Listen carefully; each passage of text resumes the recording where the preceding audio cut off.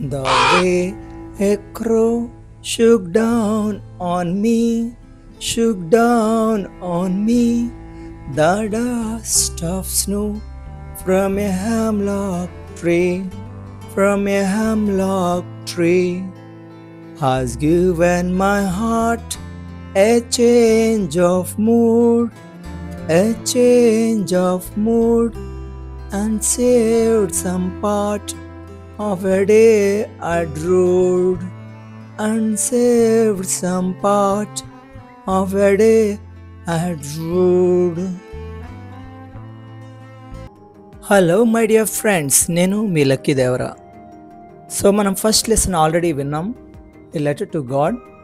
So the second lesson ఒక poem. మీరు already ఇప్పుడు సాంగ్ విన్నారు. The name of the poem is dust of snow. Dust of snow, a short poem written by American poet Robert Frost, a nature poet. మరి ఇప్పుడు ఈ poem యొక్క తెలుగు సారాంశం విందాం. అది వింటర్ సీజన్. అన్ని చెట్లు మంచుతో కప్పబడి ఉన్నాయి.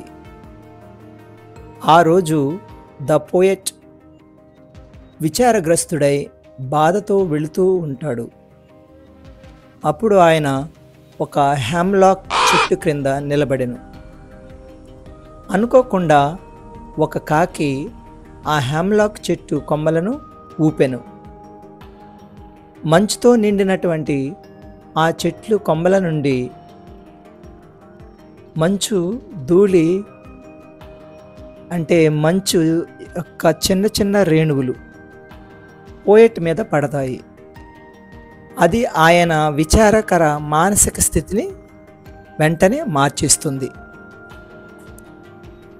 ఫ్రెండ్స్, ఇది ఒక సర్వసాధారణమైనటువంటి సంఘటన, కానీ దీని యొక్క ప్రభావం చాలా ముఖ్యమైనది.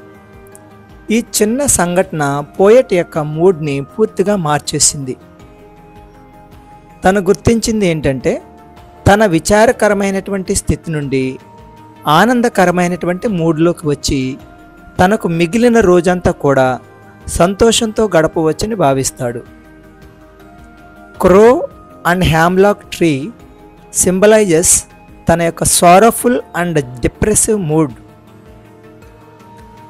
Dust of snow, natural Joy and energy and happiness to the poet. Friends, మనం కూడా చాలాసార్లు దిగులు పడుతూ ఉంటాం, బాధకు గురవుతూ ఉంటాం.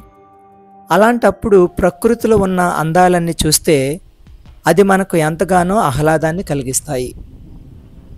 Have a beautiful day.